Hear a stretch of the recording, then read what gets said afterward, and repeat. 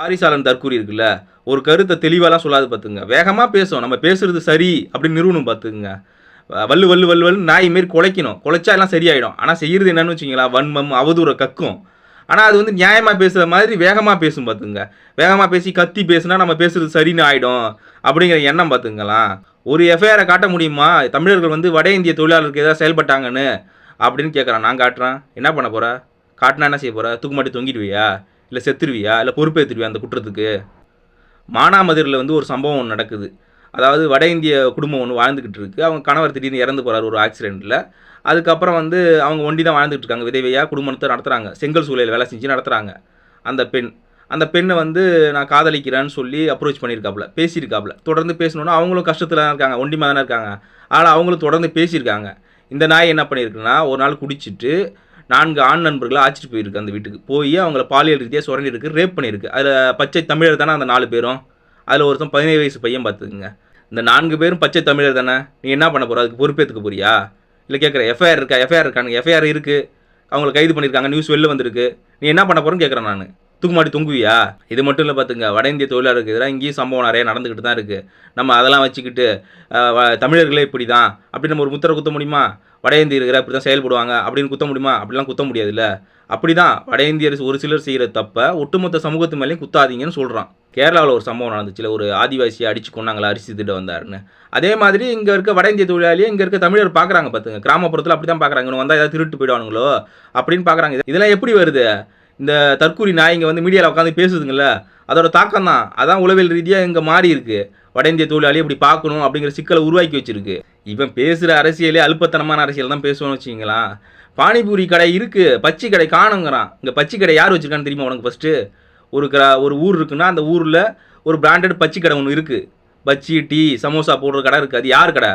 அவங்கள அடித்து விரட்ட சொல்ல அதுக்காக. ஆனால் அதுவே தமிழர் கடை இல்லைன்னு முதல்ல அந்த தற்கூரிக்கு தெரியுமா தெரியாதுன்னு தெரியல. தெரியும், இருந்தாலும் அதெல்லாம் பேச மாட்டாப்புல. அப்புறம் வந்து பச்சியே நம்மளோட உணவு கிடையாது பார்த்துங்க. பச்சி கடையிலன்னு வருத்த போகிறாங்களா, பச்சி நம்மளோடது கிடையாது.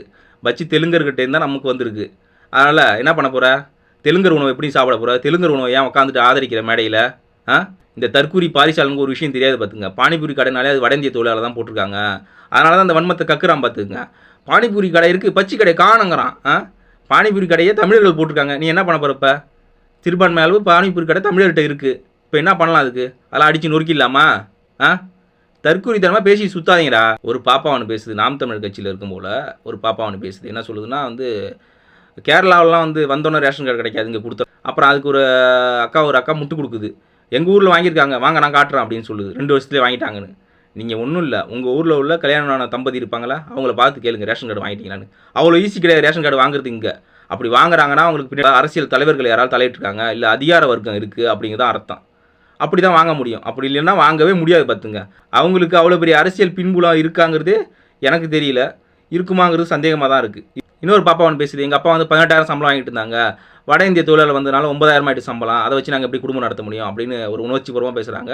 வட இந்திய தொழிலாளருக்கு எதிராக பேசுகிறாங்க. அந்த கருத்தை வட இந்திய தொழிலாளருக்கு எதிராக நீங்கள் பேசவே கூடாது. முதல்ல அவங்களே சுரண்டுறாங்க. உங்கள் முதலாளிகள், இங்கே இருக்க தமிழ் முதலாளிகள் வந்து வட இந்திய தொழிலாளியை சுரண்டிட்டு இருக்காங்க. அதுக்கு சேர்த்து நீங்கள் போராடி இருக்கணும் நியாயமாக கேட்டால். என்னைக்கு வந்து தமிழ் முதலாளியோ இல்லை வட இந்திய முதலாளியை பார்த்து கேள்வி கேட்குறீங்களா, அன்றைக்கி தான் இதுக்கெல்லாம் தீர்வு கிடைக்கும். நீங்கள் நினச்சி பாருங்கள், ஒரு வேளை சம்பளம் 2 பேருக்கு சமமாக கொடுத்தா உங்களை வச்சுக்காமல் அவரே வச்சுக்க போகிறாங்க அவங்க. சரி, அதுக்கு தமிழனே வச்சுட்டு போவோம் அப்படிங்கிற பாரு தானே போவாங்க. அதுக்கு அந்த இடத்துக்கு தான் நீங்கள் முயற்சி பண்ணி போராட்டம் பண்ணி அந்த இடத்துக்கு கொண்டு வரணும். சம்பளம் கரெக்டாக கொடுங்க, நீங்கள் யாரை தொழிலாளியை வச்சாலும் சம்பளம் கரெக்டாக கொடுக்கணும், அரசு இதை கண்காணிக்கணும், அப்படி தான் கோரிக்கை வைக்கணும். நீங்கள் அப்படி தான் போராட்டத்தை நடத்தணும். நீங்கள் உங்கள் போராட்டம் யாரை நோக்கி இருக்குது? அடிமட்ட தொழிலாளரை நோக்கி இருக்குது. இங்கே அதுதான் பிரச்சனை. அப்புறம் ஒரு அண்ணன் பேசுகிறார், பாத்ரூம் கழுவுறதை பற்றி பேசுகிறார். பாத்ரூம் இங்கே வந்து யார் கழுவிட்டு தான் தெரியாது. தமிழரோட வேலை வாய்ப்பு போயிட்டுன்னு எனக்கு பதட்டமாக இருக்குது. ரொம்ப அவ்வளோ பதட்டம்லாம் படையாதுங்க. தமிழர் எந்த தமிழர் அந்த வேலையை செஞ்சாங்கன்னு மட்டும் யோசிச்சு பாருங்களா நீங்கள். யோசிச்சு பாருங்கள், ஒட்டுமொத்த தமிழ் சமூகமும் அதை செஞ்சுதா பாத்ரூம் கழுவுற வேலையை? இன்றைக்கும் சென்னையில் உள்ள ஐடி கம்பெனியில் வட இந்திய தொழிலாளரை தவிர்த்துட்டு தமிழ் தொழிலாளி யார் பாத்ரூம் கழுவுறா அப்படிங்கிறத தேடி பாருங்கள். இந்த சமூகம் அப்படின்னு பாருங்கள். அப்படிலாம் தெரிஞ்சால் இந்த அரசியல் நீங்கள் பேச மாட்டீங்க. அவ்வளோ அழுத்தம் திருத்தமாக பேசுகிறீங்க. தமிழ் தொழிலாளியோட வேலை போயிட்டு ரொம்ப கதறீங்க. ஒரு குறிப்பிட்ட சமூகம் செஞ்சுக்கிட்டு இருக்கு, அதை வட இந்திய இப்போ வந்து செய்கிறான். உங்களுக்கு என்ன பிரச்சனை அதனால்?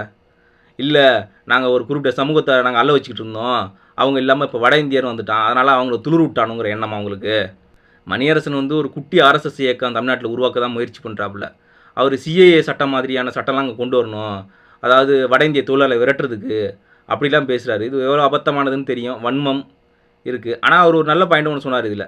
என்னன்னா, வட இந்திய முதலாளிகள் இங்கே வந்தாங்கன்னா, அதில் முதலீட்டில் பங்களிப்பு இருக்கணும், அதில் தொழிலாளர்களில் பங்களிப்பு இருக்கணும் அப்படிங்கிற விஷயத்த சொன்னார். அதை ஏற்றுக்கலாம். அது உண்மையை ஏற்றுக்க வேண்டிய கருத்து தான். அந்த மாதிரியான கருத்து. அதுமாரி வட இந்தியர் வருகையை வரையறை பண்ணணும். அதில் ஒரு நியாயம் இருக்குது. அதெல்லாம் செய்யலாம். ஆனால் ஒட்டுமொத்தமாக வன்மத்தை கக்குறதுக்குன்னு கிளம்புறீங்க பாரு. ஐயநாதன் ஒரு கருத்து ஒன்று சொல்கிறாரு. அந்த கருத்தை பார்த்தாலே பயமாக இருக்குது. அதாவது ஆவுடையப்பன் வந்து கேட்குறாரு, ட்ரம்ப் சொல்கிற மாதிரி நீங்கள் சொல்கிறீங்களா? ட்ரம்ப் சொல்கிறது சரின்னு சொல்கிறீங்களா? ஆமாம், சரிதாங்கிறாரு. ஐயநாதன் வந்து ட்ரம்ப் சொல்கிற கருத்து சரிதான்.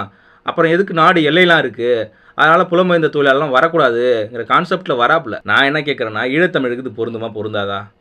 ஏன்னா ஐயநாதன் வந்து ஈழத்தமிழ் ஆதரவாளர் பார்த்துங்க. அதனால தான் கேட்குறேன், ஈழத்தமிழுக்கு இது பொருந்துமா பொருந்தாதா?